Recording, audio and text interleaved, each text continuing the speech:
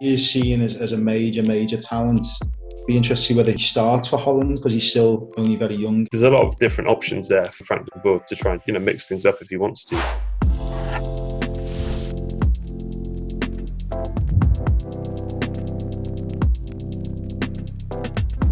The expectation will be for Holland to reach the semi-finals of this tournament. I think that's also tied into the fact that they have a favourable group and they have home advantage in those games as well. So start up with a game against Ukraine, then Austria, then North Macedonia. You would expect Holland to get through that group, and if they finish top, then it then gives them potentially quite a favourable route in the knockout stages of the competition.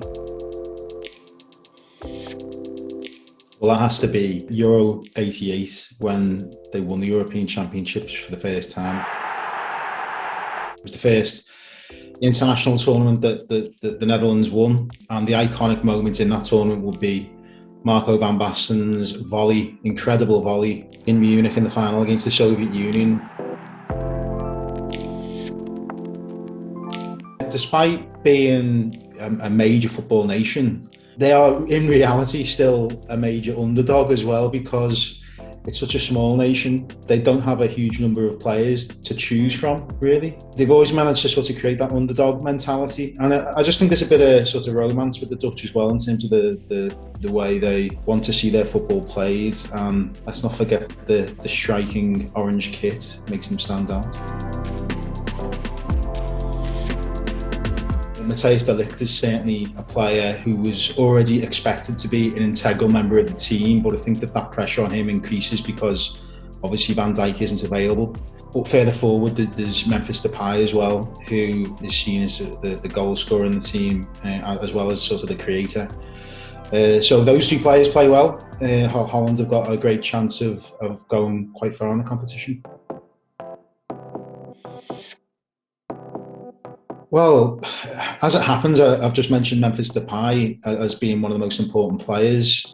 There's still a little bit of uncertainty about where he'll actually operate in the team. He's played as a centre-forward for Lyon for the last couple of seasons and scored a lot of goals in the French league. But that the balance of the Holland team hasn't quite been the same as the Lyon team, and it's meant that he's sometimes played on the left wing or sometimes on the right wing. So I think they need to find a solution to the centre-forward issue. They haven't nailed down the centre-forward yet, and it's quite interesting to see about Weghorst being called up to the initial 36-man squad, because he's a very different sort of player to Memphis Depay, 6'6", obviously a target man. So there's still a few question marks over the balance of the front line, and I think they'll need to sort of figure that out very quickly. Well, Ryan Gravenberch has been playing for Ajax for a couple of seasons now. He is seen as a major talent. Be interested to see whether he starts for Holland because he's still only very young, 18, 19 years old. But he potentially could become one of the major players in world football over the next decade, and that is expected of him.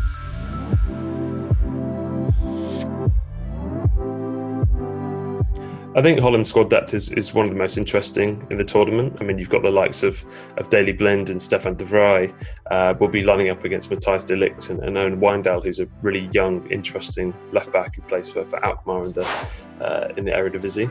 Midfield, you've got Georginio Wijnaldum, who plays a very advanced role actually for Holland compared to his usual role at Liverpool as a very kind of safe midfield distributor. And there's tons of depth in there. You've got Frankie de Jong, you've got Martin de Roon, who plays for Atalanta in Italy. So a bunch of options in that midfield. And then up front, it's probably the most different profiles of player. You've got a bunch of wingers, the likes of Cody Gakpo actually was in the preliminary squad, who's a 22-year-old winger from PSV, very quick, very good runner with the ball. And then you've got someone like Weghorst and Luc de Jong, who are more physical target men, more of a kind of classic number 9, like to get their heads on it, very physical in the box, useful at set pieces. So there's a lot of different options there for Frank de Boer to try and mix things up if he wants to.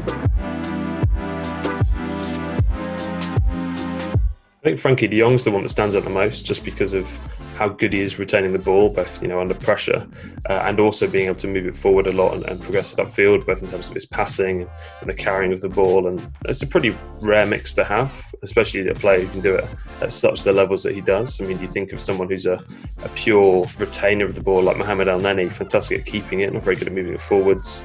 Someone like Kevin De Bruyne, amazing getting it forwards, not so good at kind of retaining it if he has to.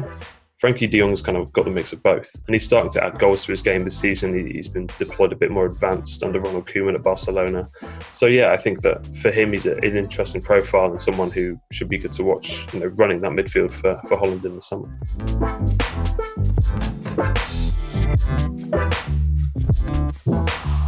I think Wolfsburg's Weghorst, a lot of W's there, but a really impactful player. Scored 20 goals in the league this season, very, very physical, likes to pressure opponents as well, and just puts up really solid underlying numbers, both in terms of his scoring, and he's done a bit of creative work as well this season. But, there's plenty of teams in Europe this season looking for a number 9. I mean, I think of Chelsea, of Manchester City, Manchester United, even maybe Liverpool might be in the market for one as well. And I just think Weghorst is someone who at 28 isn't overly young, but has shown that he has kind of a lot of good physical attributes and a knack for scoring goals that offers something a little bit different, and probably could find good value with him as well, with everyone now seemingly interested in the likes of Erling Haaland or Romelu Lukaku. So Weghorst might not be a starter, but watch out for him when he comes on the pitch, because he's a bit of a brute. Hello, I'm David Ornstein, and I'm here to tell you what The Athletic has planned across its podcast network during the Euros. You can catch me alongside Mark Chapman and a range of other Athletic writers on The England Show throughout the tournament, bringing you the very latest news and insight from the England camp every single day. Prior to the big kickoff, we're releasing an 8-part documentary series telling the stories of the past 8 tournaments, starting with the sounds and smells of Euro 88 and finishing in 2016. There'll also be nightly episodes of the Totally Football Show, 9 zonal marking podcasts from Michael Cox's tactics and analytics team, and Adam Hurrey's football cliches will take a look at the competition's alternative storylines. So, with what felt like a never-ending domestic season finally behind us, we've got all of your Euro 2020 needs covered. Check out every show for free wherever you get your podcasts.